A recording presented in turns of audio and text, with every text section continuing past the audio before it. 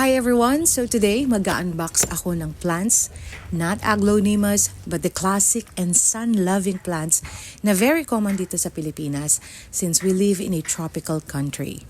Pinikap ko itong mga boxes from the bus terminal. The seller sent these plants via Victory Drop and Go. And as you can see, napakaayos ng pagkakapak nila. So these are bougainvilleas na nabili ko from Isabela. And like I've said, classic ang mga ito dahil dito sa Pilipinas marami na ang iba't ibang varieties nito at iba't ibang kulay. And dahil mainit sa Pilipinas, kayang-kaya nilang itolerate ang direct sunlight. Kung mapapansin nyo rin, no, maliliit lang ang mga ito. And I will take the challenge na palakihin at palaguin ang mga ito.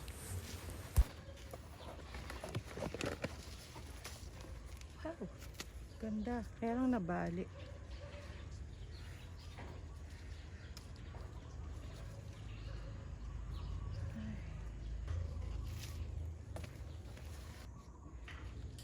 Ganda ng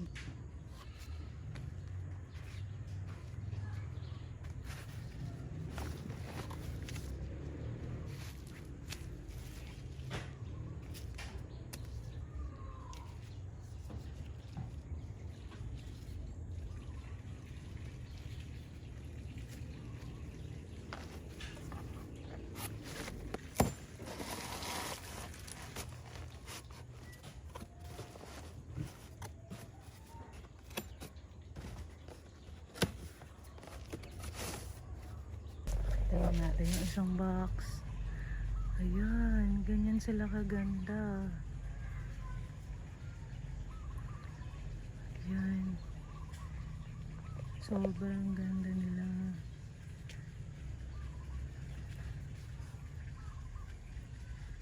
Kaya tayong Vietnam mix. Ayan, di ba ang ganda?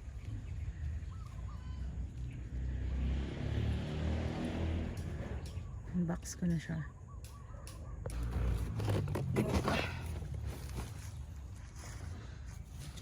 Ano ko umpisahan ko?